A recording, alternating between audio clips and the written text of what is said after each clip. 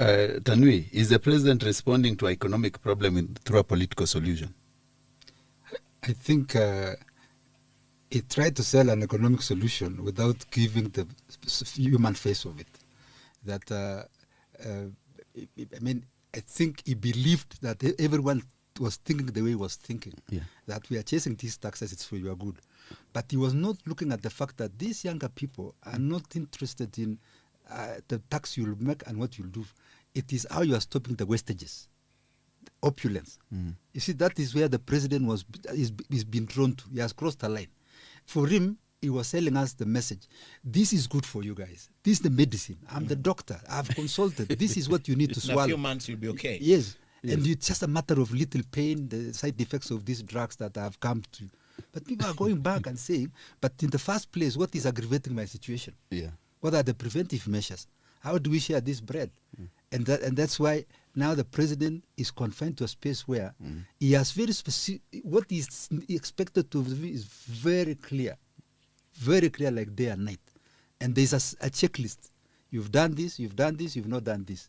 That's responding. But the most important thing to me is the good faith. The good faith in that there will be no monkey games. Say, he is the president. There is a deputy president. Their wives had offices and they had budgets. I hope it will not be hidden within the executive budget. You see, you tell us, yes, there was a constitutional budget. I think that's the one that's used left, right, center to private business. Yes, that it's at your disposal. But a president is so powerful, and the system, it is his system. People believe that and hope and pray that it is in good faith that he has said that, and that they'll not be hidden within this. Yeah? Other budgets. Ask yourself, Charles, this money that we have not, we have addressed the danger of Harambee in Kenya. It is what Kibaki had stopped. It's a good thing, and you pity the people that we help every day. They have lost their a member of the family. The child is out of school. There is a very serious sickness in the family that is wiping away their resources.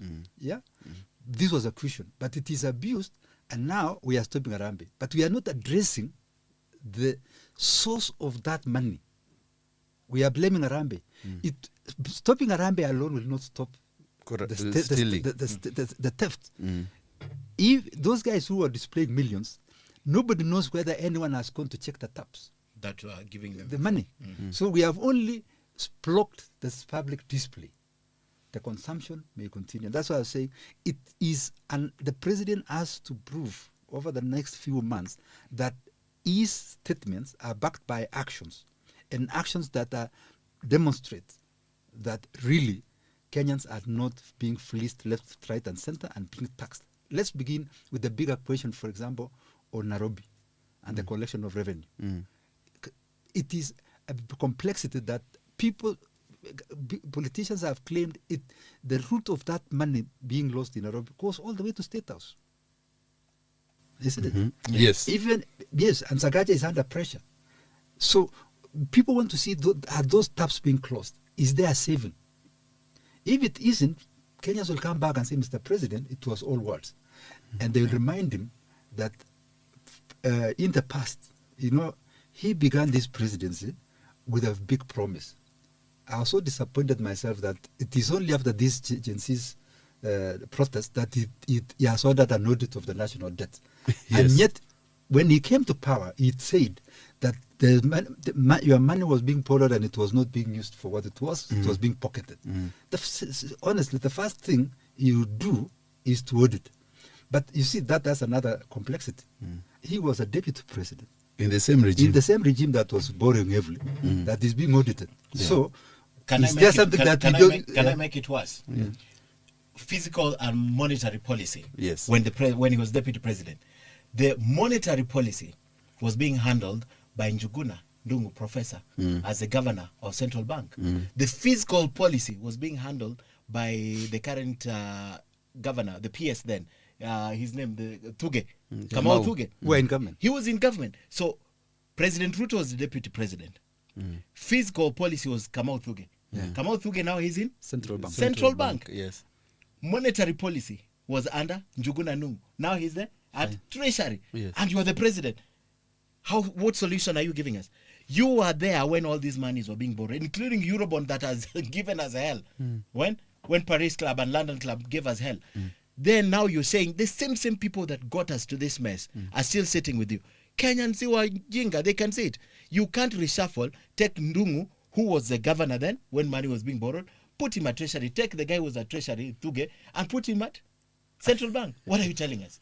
And exactly, And you are The president. you're the president. that's exactly the problem, Ken. Well, I think it is a bit of a the irony. Yeah. It's a bit funny, but it is the truth that the president meant well with this campaign strategy of bottom up. Yes. And he put a lot of emphasis on Mama Mboga, border and all that. Yes. But it seems it went to his mind that there is a very critical elements in society now. The young people are not the ordinary Mamba Mboga that we used to have.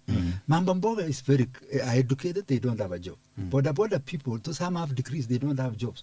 So they see into this. So the president might have gone into this thinking these are the ordinary riffraffs. Very poorly educated, very lacking political consciousness. So he mobilized them and they believed in him. Now they're asking for their pound of flesh. And they are able to question. And so the people that you listen to, they are seeing through the president, they're asking questions like that. If you are doing this, why are you not getting this? Yeah. And that's why the president has climbed down from the citadel of power, Ivory Tower State House, where the iron grills and all that, to a virtual space where he's engaging faceless young guys. And they're asking questions. Yes, they're asking questions.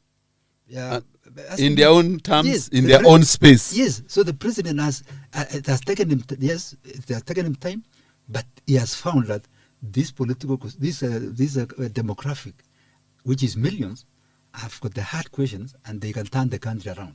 Remember, and I was joking with my daughter. I said, "I hope you don't do that." They said, "You people have been lied to for many years, so we will."